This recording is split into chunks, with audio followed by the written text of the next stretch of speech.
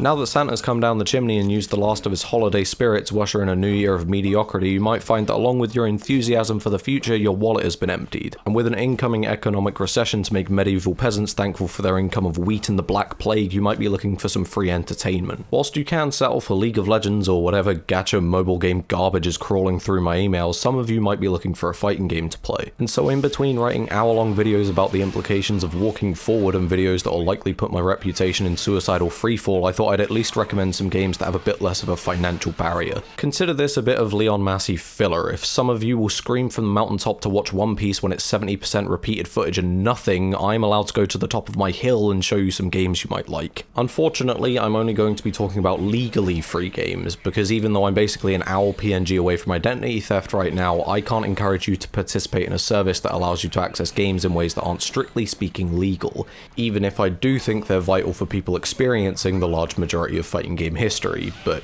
you know, I'd never used them for myself, that's just my opinion. Unfortunately, when it comes to fighting games, there's not a huge amount of free games, because even if games like Tekken 7 have a shop that would be easily transferable to a free-to-play format, Bandai Namco would rather that be a fantasy. Strike is probably the simplest fighting game that you can play without dive-kicking into the technically alternative category. Its goal is to act as an introductory lesson to fighting games, although I feel it's better as a more relaxed version of your favourite positionally focused fighters. Due to no run, one type of block, and very limited character opportunities, it has a very focused goal to show you all the potential opportunities of each scenario, which makes it a very easy to understand fighting game. There's very few tricks in Fantasy Strike, both in terms of the characters and the systems. Without complicated meter, movement, and blocking, it tries to place less focus on the game's systems, but the character's tools and engaging the player to player. And whilst this makes for a game where you could say that occasionally characters don't have dynamics, but rather destined roles, I don't think the goal is to allow the player to have very defined styles. This is the zoner, this is the grappler, this is the character that changes how they want to play based on the random items that spawns, regardless of who you really are. Nobody is showing up to a tournament for this game going, "That's the Fucker 69, because the characters don't have enough tools to allow the player to shape their own way to play, but also because the player base is so sparse that you'd assume that they'd all been on the receiving end of a petrol bomb inside of that same tournament. Any player expression comes from the character select and subtle use of systems. It's not the case that this guy likes to use a lot of meter, it's the case that this guy likes to walk forward for 30 frames instead of the usual 32. It's fortunate then that Fantasy Strike boasts the title of allows you to actually find a game with crossplay between all of its platforms, so that if you're trapped on We Hate Our Inhabitants Island, you can still engage with a wider array of player choices. It's a little odd to me that crossplay is a bullet point to mention in this day and age, and I'm assuming that the game was built with crossplay in mind, but to me it seems like a bit of a fuck you to Bandai Namco, since the game that looks like it's got a budget based on pistachios and toilet paper, and the game about literally fucking Power Rangers has networking that should have been standardized years ago. And it also boasts a pretty decisively fair free-to-play model, so long as you're not one of the people to get caught up on the fact that you've only got a limited time to make your rock look slightly different from the 40 other rocks that play this game. Despite a lack of individual character expression, they allow you to play everyone from the start to keep you from getting stuck with the funny coughing fish and dropping it based on the fact that the full video left you scarred in ways that you can't fully understand, so at a minimum you can find a character that you like. Every character is also really unique, and though most draw clear inspiration from one game or another, there's a lot of engaging little game plans to make without having to resort to thinking about intricate option selects or how to develop a combo that's the most optimal damage scaling in equal proportion to the amount of time that I'm going to have to spend perfecting it. They took the traditional life bar and segmented it to make it more clear how many engagements you have to win and how different types of win net you different rewards. However, even with the simplified systems, they still made strides to make it so that you have some of the core fighting game concepts. You might not have a high-low block, but you've still got cross-ups to make it so that you need to think about what way you want to block under the right circumstances. You've still got tick throws to thoroughly annoy your opponent. You still highly benefit from fundamentals of the genre, but probably won't be developing your own tech to truly rock the boat, which is why I think for quite a few people who already enjoy fighting games, they found it wasn't too engaging. Although it serves as quite a nice clean slate, its lack of appeal outside of being a simplified fighting game draws quite a few people to come to the conclusion that they'd rather play a game with a more focused set of goals.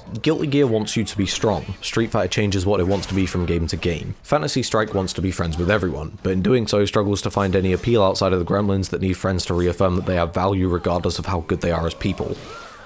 players. Enough of the core for me is still there to be engaging, but I'm also someone who's not interested in player system interactions, but instead player versus player interactions in these kinds of games. And to me, at the very least, serves as a fun experiment on how much you can take away from a fighting game with it still holding all of its core appeal, which is pretty unlike Killer Instinct, which holds a lot of the systems but dramatically shifts combos to make a game that might appeal to a whole new audience. I know it appeals to an entirely different subset of people because Killer Instinct is the only game next to Tekken that's made me have to stop playing mid-match because I was so furious I was going to reenact meat production with my fight stick. But that's putting the game off with a bad start, so I'd like to note that whilst this game is extremely not for me, of every game in this video it's the most polished package with the most content for what I would believe to be the most value. Microsoft also believes this, so much so that they decided to only put the full package on Steam, which costs £30 or whatever your non-Brexit equivalent is. The Xbox store on PC and console offer free alternatives with rotating characters, of which many of them are incredibly diverse, ranging from so simple that you can tell they weren't made for anyone with the capability of moderated thought, and others making me question if I'm engaging with some kind of cosmic horror. In many ways, the characters are actually quite similar to Guilty Gear in that whilst they might have similar goals and utilize universal systems very similarly,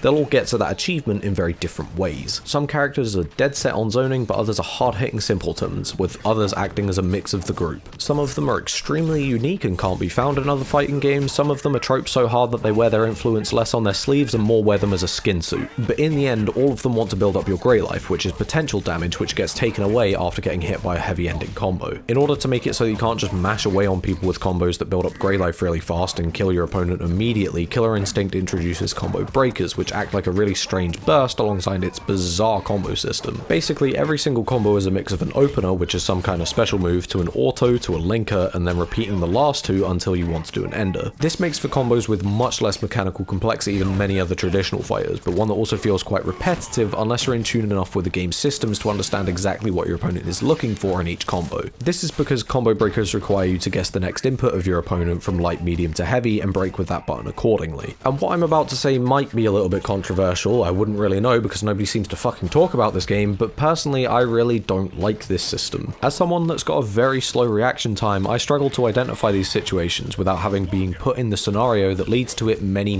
times. For me, this makes for a game that makes me feel very dumb, as I can't figure out the situation fast enough to ever really feel like I broke a combo on purpose, but also never feel like I got properly rewarded for a combo when it is broken. And when the game places a lot of focus around that combo system, it makes for a game that I can appreciate and enjoy from a game theory standpoint, but not one that I can play for more than 30 minutes without getting really dejected like I failed high school all over again. And that's not to say that neutral can't be engaging. Even though it's not got as many options as my game of choice, it's got enough of a clear goal at the end to make it so that you're constantly playing into the knowledge that any opening can lead to you losing 40% of your life, and so becomes very tense in every moment. They also didn't seek to dumb down any of the defensive game, but also didn't want to expand it either. Block strings might not be exceptionally long or even hard to block, but without any defensive choices like push blocks or dead angles, they still put both of you in a dangerous situation after, since the distance closed between the two of you typically means that you've got to make committal split-second choices after to not put yourself in an offensive cycle. Initially, this might feel like you're being forced into a close quarters game all the time, and I don't think that you'd be wrong about the way that you feel, but as time goes on you start to realize that the way that you want to play can shift around whatever you want, you just have to work more for the defensively focused ideas. What helps to bring out your playstyle is the characters, and so whilst every character might combo the same, their goals prior to and after that point are different, meaning that there will be a character for you even if they're inside of systems that you don't like. Some of these characters being ripped straight from other systemic universes, making characters like the Arbiter fit right alongside General Ram, who also fits alongside a dog, at least shows the team's ability to make pieces that don't make sense initially fit into their universe. The most frustrating part about Killer Instinct, aside from the fact that I can recommend it but also refuse to play it, is that it seems to have an isolated audience. Whilst the Steam player numbers might not be rock bottom, it's hard to find a game if you've got a mild understanding of fighting games, but also you're unfortunate enough to be located in Europe. Not because the netcode doesn't make attempts to make long distances less noticeable, but because any connection that doesn't have teleporting like a 1980s sci-fi tends to either have players that are either fully engrossed in the systems or players that seem like they've never picked up a controller, normally the former. Normally I wouldn't have a problem with this, but the combo system along with the break system requires quite a lot of time to get used to, and so having someone around my skill level to develop my understanding alongside feels like a requirement rather than a luxury, as someone who doesn't find training mode particularly engaging but also isn't smart enough to figure things out mid-match. I guess this is the greater problem of getting into a game that's now 7 years old, but with a player base that's so inconsistent it's really hard to find engaging games, which might be solvable with things like Discord, but I don't think it should be the end-all be-all of how to find a game if it doesn't have to be resorted to. Unfortunately for some games, the official support ended years ago, and whilst other games here might have player stats that look like a fluttering stuttering pulse assisted by the life support machine that is cross-platform play. Rising Thunder flatlined and was put in the ground years ago, now only accessible by the maggots that are Discord users, me being one of them. Of every game in this video, this one's my favourite, but hands down the least polished. With many extremely questionable balance ideas, with an archaic lobby system without the ability to even spectate, no tutorial or ways to watch a match back. Now even less polished with the find of 2 characters that were never truly completed but technically playable. And since we're a free spirit unbound by the shackles of developers and common sense, we don't have to conform to ideas like finished animations or having characters make noises. Rising Thunder is probably the closest game on this list to more conventional positioning based fighters, having limited airspace and walks, but also somehow plays quite similarly to your favourite late 2004 bullshit fighter that should have never seen the light of day. I wouldn't describe the knockdown situations in this game as tough like a brick wall made of confusion, more like a savage mauling that you've repressed into the back of your memory so that you can look at your Pomeranian without bursting into tears. With every character being built to be able to work off the small knockdowns to create deadly Oki, it can be a hard game to find your footing in. What doesn't help is a resource system that acts like an almost reverse X Factor, in that if you're losing you're probably never going to have access to your most important blow-up tools, but if you're winning you're given extra combo damage and pressure in kinetic advance along with a universal reversal. And while I can understand that for many of you that might have sounded like a good thing, you might be surprised at just how much you've been conditioned into thinking you're good when really you took 70% damage so the game decided that you've earned the button that lets you take 40% of theirs. That's not to say that it's bad, it's just an ego check that some of you might not be ready for, and if you're anywhere near as frail as I am, that might lead to a game that's frustrating to play that never makes you feel like you're given a chance. Due to the lack of the game wanting to throw you a bone, the game does have a unique sense of control when you are in the driving seat, which I think is rare in a day and age where every game wants to pat you on the back and call you a good boy. That said, it's not like the game actively wants you to not play. In fact, it's got its own meter called Kinetic Deflect, which allows you to take away the steamrolling nature of Kinetic Advance in exchange for the opportunity to blow someone back mid-hit stun. It also decided to get rid of the divisive beginner barrier and motion inputs and exchange it for a cooldown special meter where everything is tied to one button. What I just said may have left some of you reeling, but it's designed with these faster inputs in mind, and so what initially might be a questionable design decision becomes an afterthought pretty quickly. And while some of you might be concerned that this leads to a game that has no execution, it's still got links, cancels, and more complex combo routes. And so while the one button special still alleviates some of the executional barrier, I don't think it's enough to make the combo system a non-thought the way that the Fantasy Strike's combo system does. In fact, a lot of comparisons can be drawn between the two games in terms of ideals, and that they both want you to be more immediately engaged with the game, allowing you to spend less time in training mode. But while Fantasy Strike wants to do this by boiling down the systems until you're left with the core of fighting games, allowing you to directly interact player to player, Rising Thunder removes what it deems unnecessary by having a few systems that are easy to understand and snowball into each other, while making it so that the skill floor is lower with less immediately demanding execution. But that seems decisively to be the only thing that Rising Thunder wanted to remove, since the rest of the game plays like Ultra Street Fighter 4 kind of, with less gimmicks and more punishment. That said, less gimmicks doesn't mean that it doesn't try variety, since its 6 characters that you're supposed to play very differently from each other, but so differently from each other that unless you like these 6 characters, you're kind of out of luck. You've got the Shoto, the Grappler, the Zoner, but I'd argue that they feel a little bit off in a game that seems to have so much reward around bursty offense with exceptional Oki, and so I think that the setup character, the Rushdown Brawler, and whatever the fuck Vlad's supposed to be is much more engaging, since they play into the unique strengths of the game. Because of that, you might find that the game doesn't have any appeal, since it's got no characters that appeal to you. But with an asking price of nothing and an entirely open game from the beginning, I think it's at the very least worth giving a shot. What's a little bit strange about all of these games is that to some extent you could say that they're the fighting game equivalent of alternatives, since they either remove or modify systems that will inevitably turn fighting game diehards against them. And whilst I'd like to wax lyrical and use my massive gamer brain to connect that these free-to-play business models dictated the way that these games were made, this one was made free-to-play in the last year, this one's alternative combo system is a butchering of a game from 1994, and this game never had a business model to begin with. What I do think is interesting is that all of these games have a unique approach to accessibility. Fantasy Strike wants to remove all of the barriers to fighting games, even to the detriment of appealing to people who like more complicated systems. Killer Instinct wants to make it less frustrating to be put in combo situations by giving you choices during it, and Rising Thunder aims to shift the execution barriers to be more accessible, and also especially more accessible on keyboards. I guess that it's frustrating that none of the more traditionally appealing fighting games have gone free to play, since many of them seem to have systems that are ripe for monetization. But whilst we wait for other fighting games to cave and start giving financial handouts, I hope that you found something here that appeals to you and might get you through 2022.